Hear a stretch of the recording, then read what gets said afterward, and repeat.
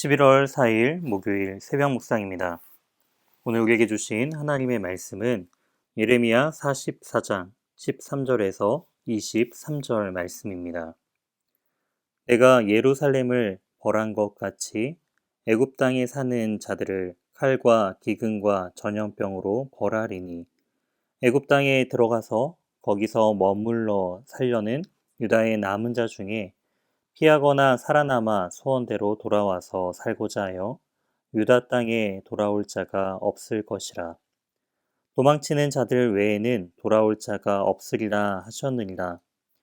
그리하여 자기 아내들이 다른 신들에게 분향하는 줄을 아는 모든 남자와 곁에 섰던 모든 여인, 곧 애굽 땅 바드로스에 사는 모든 백성의 큰 무리가 예레미야에게 대답하여 이르되, 내가 여호와의 이름으로 우리에게 하는 말을 우리가 듣지 아니하고 우리 입에서 낸 모든 말을 반드시 실행하여 우리가 본래 하던 것, 곧 우리와 우리 선조와 우리 왕들과 우리 고관들이 유다 성읍들과 예루살렘 거리에서 하던 대로 하늘의 여왕에게 분향하고 그 앞에 전제를 드리리라.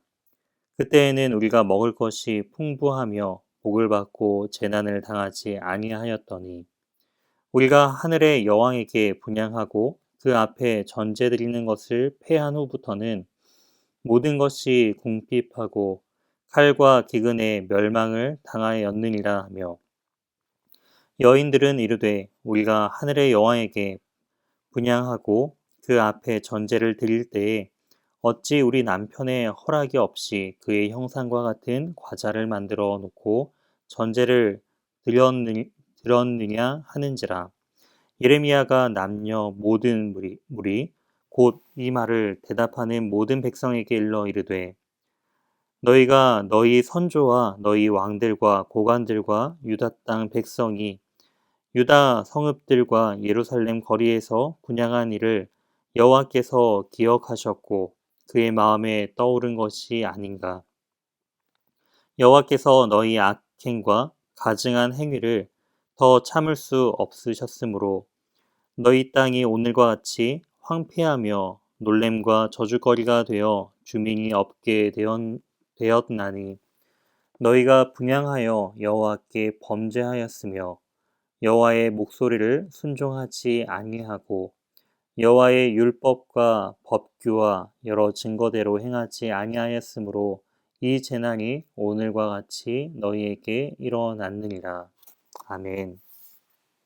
오늘 본문을 중심으로 불순종은 단순 실수가 아니다 라는 제목으로 하나님의 말씀 증거하도록 하겠습니다.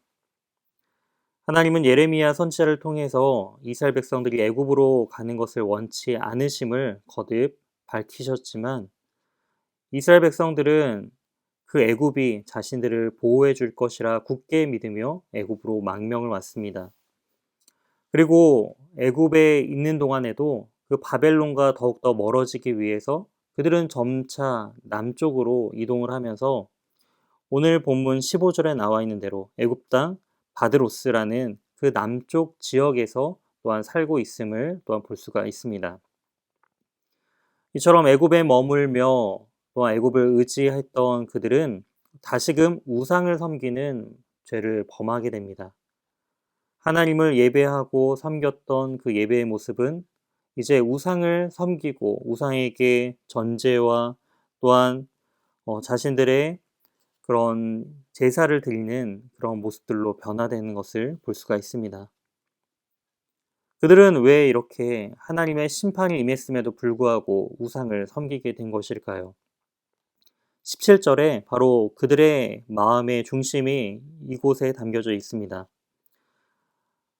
17절 중반절에 하늘의 여왕에게 분향하고 그 앞에 전제를 드리리라. 그때에는 우리가 먹을 것이 풍부하여 복을 받고 재난을 당하지 아니하였더니. 하늘의 여왕은 풍요와 다산을 상징하는 아스타롯, 이 여신을 상징하고 있습니다. 이 우상을 섬겼을 때에는 그들이 복을 받고 풍족하고 잘 되었다라고 생각을 하였죠. 하지만 이 우상 숭배를 금하고 다시금 하나님 앞에 온전한 회복으로 나아갔던 그런 종교개혁을 일으켰던 요시야 왕은 결국 애굽을 맞서다가 죽음을 당하는 그런 모습들을 또한 이 역사를 통해서 알 수가 있는데요. 세상의 평가는 이 요시야의 왕의 죽음이 너무나도 비참하고 허무한 죽음이었습니다. 사람들은 하나님을 섬기는 이 왕이 더욱더 복을 받고 잘 돼야 하지만 오히려 이렇게 비참하게 죽는 모습, 그리고 점차 이 이스라엘 백성들이 멸망당하는 그 모습을 보면서 오히려 예전에 우상을 섬겼던 그 당시의 모습이 더 복되지 않은가라는 생각을 하면서 애굽에 봤을 때 하나님을 섬기기보다 다시금 우상을 섬기며 세상의 신들을 의지했던 이스라엘 모습들을 볼 수가 있습니다. 세상의 평가는 이러하였지만 하나님의 평가는 어떠했을까요? 하나님은 이 요시야 왕을 바로 전에도 없었고 후에도 그와 같은 자가 없을 것이라 말씀하시면서 하나님이 보시기에 너무나도 사랑스럽고 완벽했던 왕이라고 평가를 하고 있습니다. 우리는 과연 세상의 평가에 귀를 기울여야 할까요? 아니면 하나님의 평가에 귀를 기울여야 할까요? 우상을 섬기며 애굽을 의지했던 이 이스라엘 민족들, 이들은 또다시 그 애굽에서 심판을 당하며 또한 비참한 삶을 살 것입니다.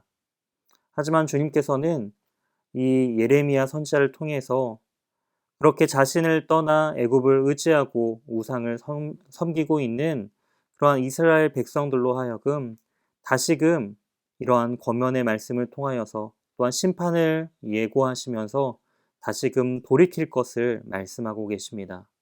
그들에게는 아직도 기회가 남아있다라는 것이죠. 하나님의 은혜가 바로 그들에게 남아있다라는 것입니다. 하나님의 이 심판의 메시지 앞에 하나님의 마음을 우리가 깨닫고 세상의 평가가 아닌 하나님의 그 평가를 온전히 우리가 받기를 원하는 그러한 복된 인생을 살아가는 저와 우리 연교회 모든 성도님들 되시길 주님의 이름으로 소망합니다. 함께 기도하시겠습니다. 하나님, 너무나도 어리석고 부족한 세상을 의지하는 그 이스라엘 모습들을 바라보면서 주님, 그러한 모습이 우리의 모습은 아닌지 주님 되돌아보게 됩니다. 하나님의 평가보다는 세상의 목소리에 더욱더 귀를 기울이며 살았던 우리의 연약함을 용서하여 주시고, 우리가 어떠한 환경으로 인하여 주님을 섬기는 것이 아닌 온전한 그 주님의 신실하심을 온전히 신뢰하고, 또한 우리의 환경이 아닌 더욱더 주님을 바라보는 참된 믿음을 가지고 또한 이 세상을 능히 이기며 살아갈 수 있는 그러한 믿음의 삶을 우리에게 허락하여 주시옵소서. 오늘 하루도 주님의 말씀에 귀 기울이고 주님을 온전히 섬기는 복된 인생으로 주님 인도해 주실 것을 믿사오며 이 모든 말씀 살아계신 예수 그리스도의 이름으로 기도드립니다. 아멘. 오늘 말씀을 기억하며 내 삶에 유익을 주는 것이라도 그것이 순종의 길이 아니라면 믿음으로 돌아서게 하소서라고 기도해 주시기 바랍니다. 또한 내 영혼의 강건함을 위해 기도하기를 소망합니다. 수많은 삶의 결핍과 세상의 어려움 속에서도 하나님의 사람으로서의 정체성을 잃지 않고 살아가는 하나님의 거룩한 백성 되게 하소서. 하나님께서 나에게 바라시는 자리를 기억하게 하시고 말씀의 자리, 기도의 자리, 헌신의 자리를 찾아가는 삶이 되게 하소서. 코로나와 인생의 상황 속에서 방황하지 않게 하시고 말씀과 기도 속에서 삶의 의미를 찾아가게 하소서. 영적 게으름이 주인 되지 않게 하시고 하나님의 때를 준비하는 착하고 충성된 주의 종 되게 하소서. 이어서 박재훈 담임 목사님에게 하나님의 은혜와 능력이 충만하여 연희교회를 잘 이끌어갈 수 있도록, 또한 동역하는 교육자들에게 맡겨주신 사역들 잘 감당하도록 기도해 주시기 바랍니다.